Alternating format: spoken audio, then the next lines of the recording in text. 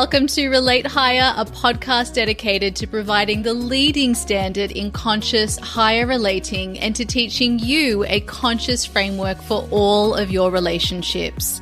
This is your go-to resource for developing meaningful, conscious relationships across your life. I'm your host, award-winning relationship coach and consultant and former family lawyer, Leticia Ringe. I'm so glad you're here.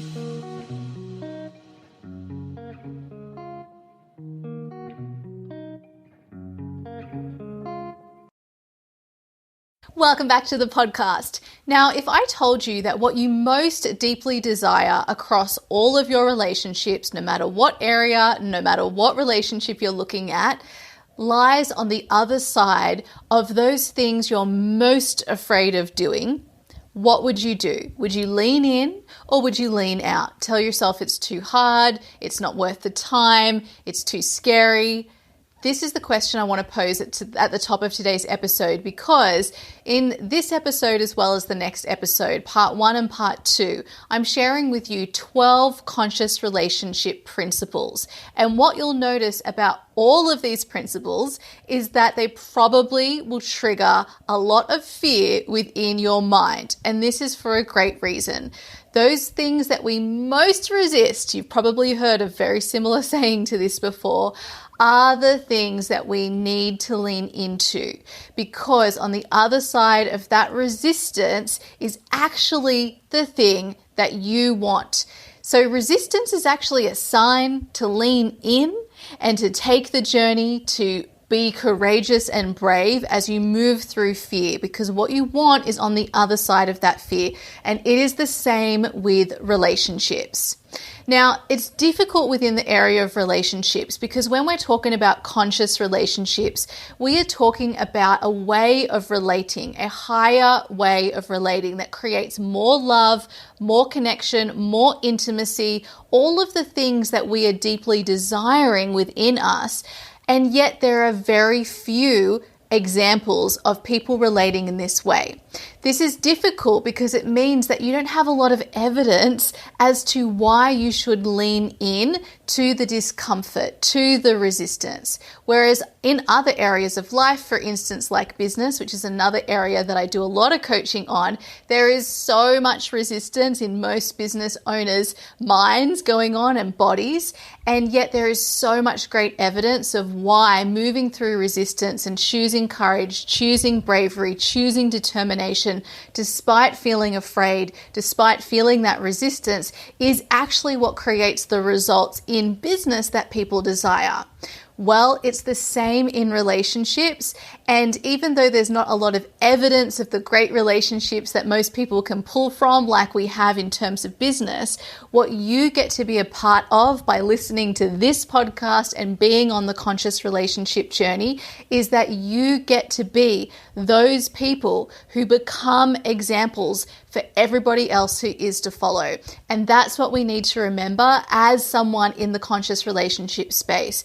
We are literally on the cutting edge here. We are creating new examples of great, thriving relationships that create more love, more connection, more intimacy, and more depth. And this is what we are all desiring. Now, some of you, it's just a very small, niggling feeling within you that maybe something could be a little bit better. Maybe there's something missing, but just a little bit. You don't even really know what it is you're desiring. You just know that there's something. And that's what gets you here to this podcast. You're just a little bit curious. Others have a huge yearning, a huge ache. You just want meaningful connection. You want intimacy and depth, and there is a fire, a hunger, a thirst within you. And sometimes this leads to a feeling of depression or anxiety or grief or despair or loneliness, or perhaps even just a general apathy because there is something that you are hungry for that you just aren't getting. Well, Your desires, no matter how small or big they are right now, and no matter how aware you are right now of those desires, they're always leading you to your progress, to your growth, to your personal development. And that is the same for all of our relationships. So in today's episode, as I share part 1 of the 12 conscious relationship principles, remember that most of these principles are asking you to lean into resistance, and also, despite not having a lot of great examples of these principles out in practice in the world around you, you, as someone with a level of consciousness and understanding and openness who is ready to explore the conscious relationship space and is actively doing it because that's why you're here listening, you have an obligation to future generations as well as everybody else out there in your community around you to lead and be an example of what higher relating and relationships can be. And you will get there through leaning in to these principles that you're going to learn today in part 1 and part 2 on the podcast. So without further ado, let's talk about our first 6 conscious relationship principles. The first principle is that your relationships are all a container for your personal development. Not just you, also the other person in the relationship or the other people in the relationship. So every single relationship that you're in, whenever you're relating with another human being, this is a container, a space for both of you to develop yourselves personally. Now, the reason for this is what we can see of ourselves and what we can learn about ourselves is limited when we're just ourselves, when we have no one else to bounce off, no one else to see a slightly different perspective that tells us a little bit more about our own perspective. So when we have another person in the mix, whether it's a person you're simply relating with, or maybe it's someone you're working with, like a coach like me, we give another perspective to the client sitting in front of us, simply by asking questions and reflecting back what the person is sharing to us. This allows a person to become aware of themselves in ways that they never have been before. Now, this is obviously happening at a really deep level within a coaching relationship and capacity, but to a smaller degree, with every single person we're relating with in the world around us, we are also doing this. This is the opportunity. We get to see ourselves more clearly and more fully because of being in relationship with another person. And you are doing and offering this, whether you're aware of it or not, to the other people that you're relating with too.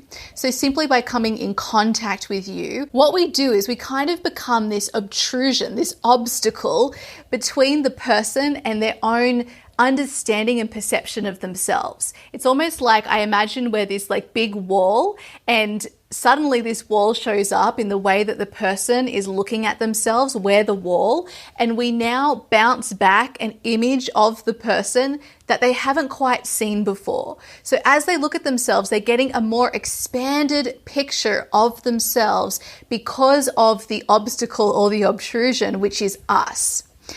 This is a beautiful thing because they get to see themselves more clearly as a result of that obstacle, as a result of that physical thing in front of them that cannot be moved, which is the other person. They actually get to see themselves more clearly.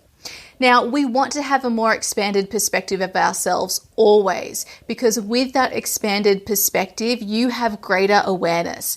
This allows you to make better decisions in your life. The more aware you are, which means also the more conscious you are, the better decisions you can make because you've got more information that you can filter your decision making through. So you get to make better decisions. And that means you grow and evolve in ways and at a speed that just is not possible when you're only relating with yourself. So relationships give us a container for our personal development, and that's what the goal is of a conscious relationship. The more aware, the more conscious, the more intention, the more love that we are creating and showing up with and approaching our relationships from, the greater personal development you and the other person are destined to have. Conscious relationship principle number 2.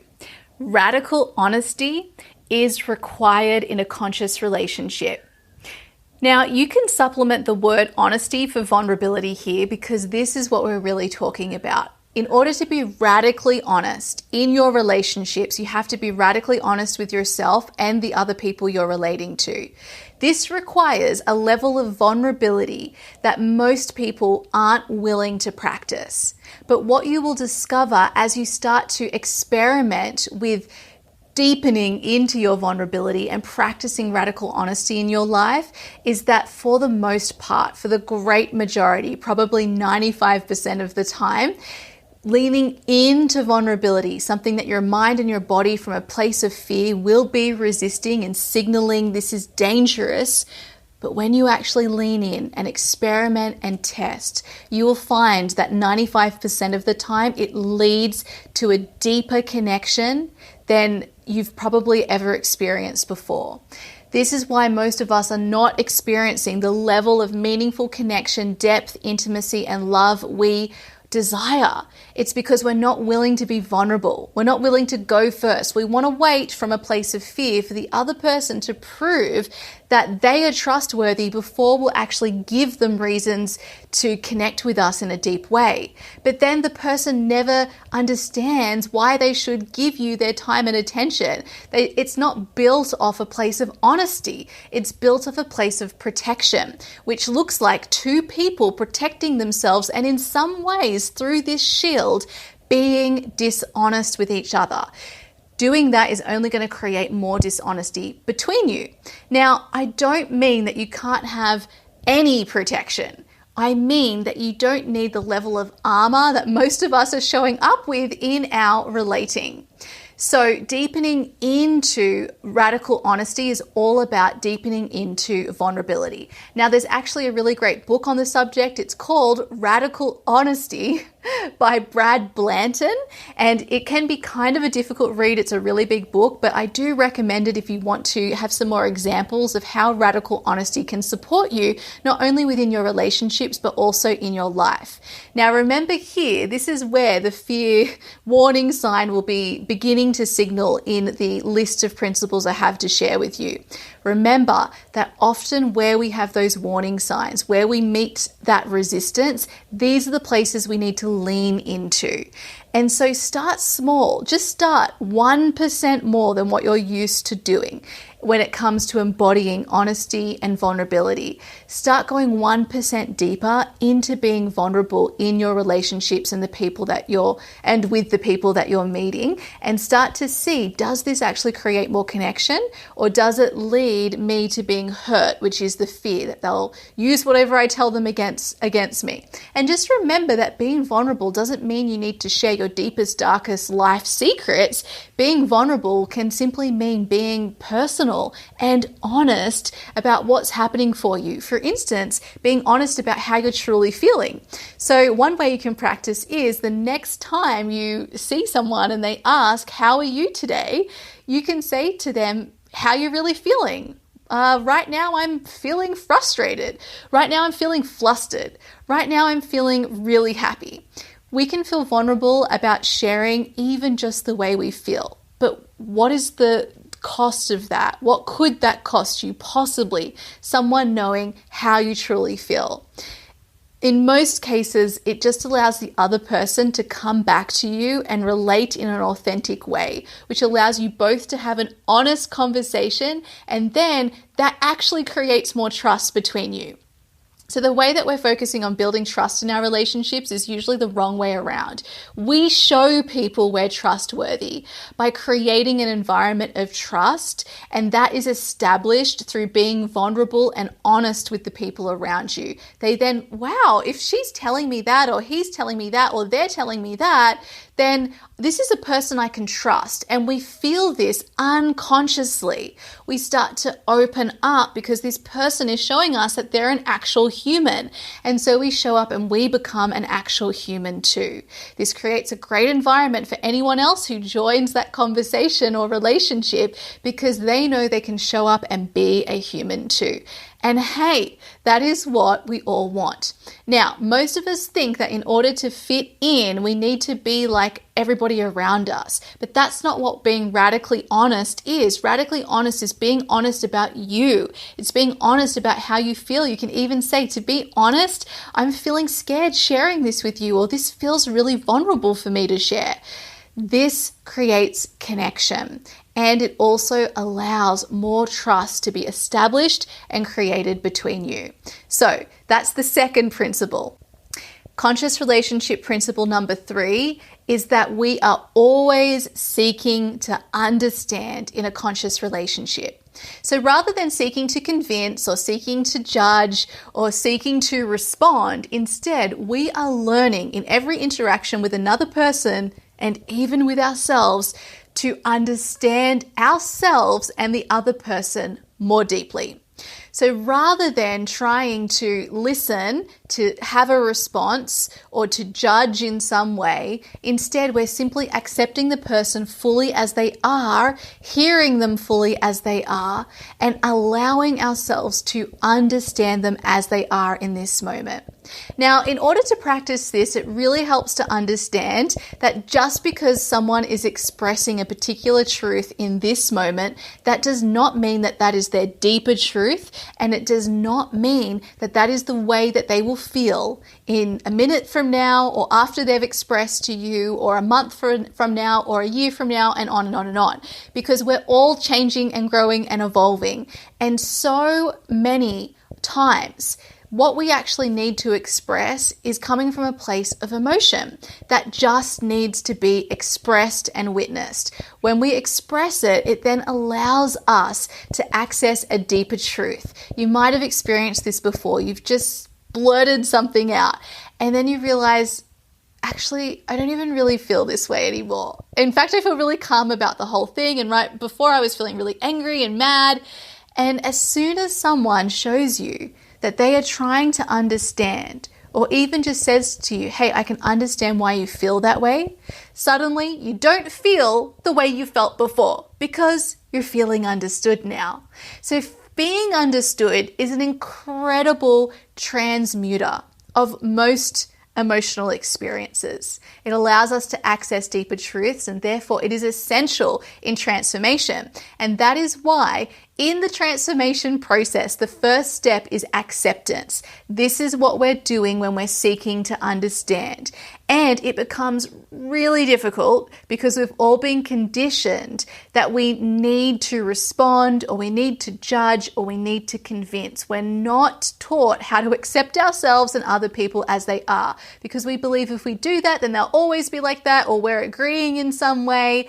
And that is not beneficial to the other person, when actually it is the most beneficial thing we can give to anyone. Learning to create spaces where you understand other people is incredibly valuable. And in fact, you can even just look at the coaching industry, which is a huge industry, which is booming. People pay thousands and thousands of dollars for coaching, and the number one benefit they are getting is a space where they are met unconditionally, and the coach is seeking to understand them. In itself, that is transformative, and that's what we're doing in a conscious relationship. Conscious relationship principle number 4 is that our conscious relationship becomes a vehicle for each person feeling seen and heard. Now, the number one desire that I hear from the people I work with as a relationship coach is that I just want to feel more seen and heard by the people in my life. This could be a romantic partner, friends, family, and even, yes, in professional relationships too. If you've heard yourself wishing that the people in your team or that you work for just appreciated you, valued you, cherished you, respected you more, that is you saying, I want to feel seen and heard. We all want to feel acknowledged, appreciated, seen, and heard in our relationships and in our life. And the way that we get that desire met is through our relationships. We can't do it alone, though we must be willing to see and hear ourselves first so that we're able to receive that from other people. So that's why whenever we're talking about relationships, there's always this dual focus. Look at what you're doing with the people that you're relating with, and also what am I doing in my relationship with myself? If I'm wanting this from someone else, am I embodying this for myself too? So we want to make sure that we're feeling seen and heard and understood. We get that through seeking to understand ourselves and others. And we also do that through the interaction between you and other people. We almost have this commitment, this intention to see and hear one another so that we can feel seen and heard together. This allows you to have greater confidence in being yourself in life because you've been witnessed by another person as you are. This gives you more confidence and courage to go out in the world because you know you've just been accepted by someone as you are, and so other people are likely to do that for you. Now, when we're not feeling seen and heard in our relationships, it can be because we don't know how to do this for each other, which is what you're going to be learning about on this podcast. And it can also be because we don't allow ourselves to feel seen and heard because we don't allow ourselves to be vulnerable and honest about who we are. So if we're not willing to lean in and get to know ourselves because we have that armor up, even with our own understanding of ourselves, there's no way we're going to show that to other people. And if you don't have the skills to create safe environments where both parties can allow themselves to be seen and heard in ways that are safe, in ways that your nervous system can handle, and in ways that you set up for success, then it's very unlikely you'll be able to hold that space for each other. So this is something we're committed to creating in conscious relationship. Conscious relationship principle number 5 is that conscious relationships allow deeper truth. As I've mentioned here today on this episode and also before on other episodes of this podcast, when we interact with another human being, we discover deeper truths within ourselves. Now, this usually only happens in a conscious capacity where we are consciously communicating with each other, where we're seeking to understand, where we're allowing the person to feel seen and heard, where we're witnessing each other without judging, where we're meeting truth without reacting or responding. And when we're in that environment, where we're held in that environment, this allows us to express the truth that's present right now, usually coming from a place of emotion, probably actually also coming from a much earlier point in time, usually from when you were a child and you're responding in that same protective patterned and conditioned response, rather than actually responding to the person and circumstances in front of you. When you're met in that, i.e. accepted in that moment as you are, expressing what needs to be expressed, this allows that emotion to pass through you, to be experienced to completion, which allows deeper truths that usually come from a place of calm and presence now to be revealed. You might not share that truth in that moment, but you will become conscious of a deeper truth within you. And that is what every conscious relationship allows you to access. So if you want to more deeply know yourself, if you want to show up with greater truth in your life and come from a place, live from a place, relate from a place of deeper truth, which is love, which is peace, which is calm, then conscious relationship is the way to get there. And as you can see, it requires you to lean into things that are uncomfortable. Being vulnerable is uncomfortable. Expressing your truth in the moment is uncomfortable. What if there isn't a deeper truth? What if I stay like this forever? What if I'm not accepted? Well, you as a leader in conscious relationships have to go first. And like I said, you can just go 1% deeper into these concepts. Start small and then watch and collect evidence for how these support you to create the deeper connection that you desire. Conscious relationship principle number 6. Connection is created, not found.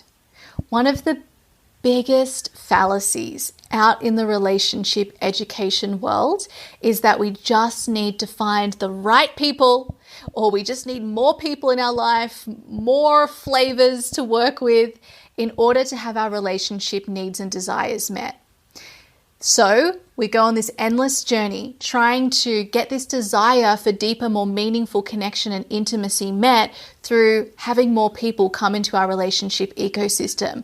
But we never learn the skill of actually creating connection, because connection is not created through width. It's not created through more people. It is created through skills that create connection. If it was created through width, then we would all have the most thriving, fulfilling relationship lives now, because we are all more connected than ever before. Just look at online, social media. Look at all the ways we can connect with people all over the world right now that were never available before. And yet we have the highest levels of depression, of loneliness reported than ever before. Why is that? I think one reason is, yes, it looks like we're connecting with all of these people, and so we're at a loss as to why we still don't feel meaningfully connected. It's because the problem has not been solved. The real problem is we need to learn the skills to create connection, and that's what you're learning through practicing conscious relationship. Through practicing the 5 principles I've already shared on today's episode, you will notice that all of them are allowing for deeper connection. When you get to know yourself more through personal development, when you're leaning into vulnerability and creating environments of trust because you're leading the way and showing people that you can be trusted through sharing more than you otherwise would from a place of protection, when you are seeking to understand, when you are seeing and witnessing and allowing people to feel seen and heard, when you're accessing deeper truths within you, these are all connection points. This is all a result of connection and creating more connection. And this is what you learn through practicing conscious relationship. So we're learning to go deeper into our relationships, deeper into our relationship skills, deeper into our connection skills, rather than trying to solve the problem out there. It won't solve the problem. In fact, it'll only make the problem bigger. When you learn that you are the creator of connection, that you and your partner, you and your friend, you and your colleagues, you and your family members, you are all the creators of your connection, this gives all the power into your hands, rather than feeling like I just need to find the one right person or people who will allow me to have this experience of more connection. No, you create connection within yourself and also within your relationships through practicing these principles that make up a conscious relationship. So there you have it. They are our first 6 conscious relationship principles. In our next episode, I'll be sharing part 2, and that will include the 6 final conscious relationship principles that allow all of us to step into conscious higher relating. So to summarize, our first 6 were: number 1, relationships create a container for both parties' personal development. Number 2, relationships require radical honesty. Number 3, both parties are committed to seeking to understand. Number 4, both parties allow each person to feel seen and heard. Number 5, through being seen and heard and accepted, each party will access a deeper truth within themselves. And number 6, connection is created, not found in the right person or out there. All right, my beautiful friends, remember, all you need to do is start by going deeper into these principles, just 1% deeper at a time, and that's going to lead you to experiencing more love, more connection, more intimacy, and to practicing more deeply conscious relationship. I'll see you in part 2, and remember, I'll be teaching more about how to embody these principles in future episodes coming up.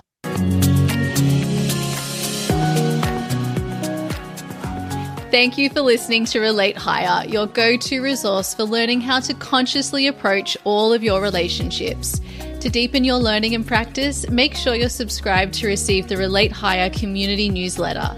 This is a weekly newsletter sent to you every Monday, providing further coaching and education to support your relationships. Subscribe at relatehigher.com/community.